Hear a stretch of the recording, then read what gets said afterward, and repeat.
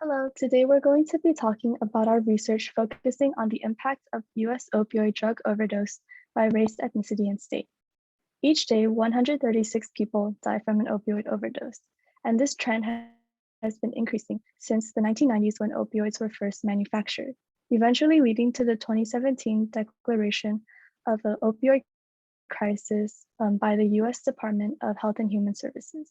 Past research looks at state prevalence rates of opioid overdoses of the US population as a whole, but we're still not sure which communities are most affected, bringing us to our objective to examine the prevalence and geographical distribution by race, ethnicity, and state within the US.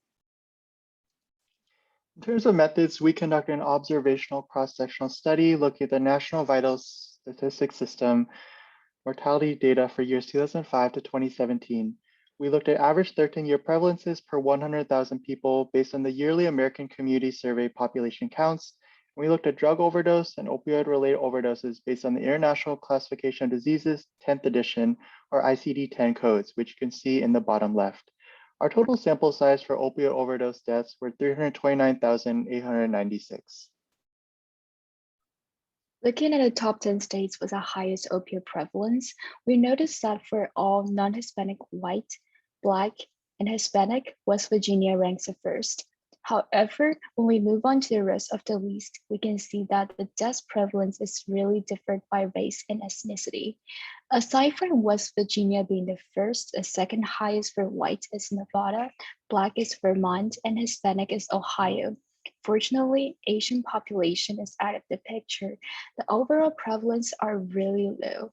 Even in the states with the highest prevalence opioid overdose deaths, Montana is nearly 10-fold less than the highest prevalence recorded amongst other ethnicities.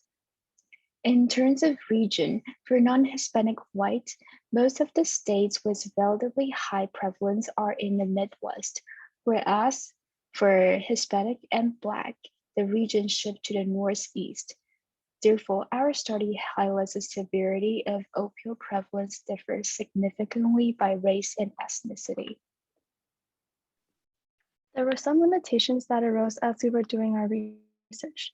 The first being the underestimation of mortality counts, since death examiners may not have used the correct race ethnicity classification. The second is that not all states adopted the standardized death certificate at the same time.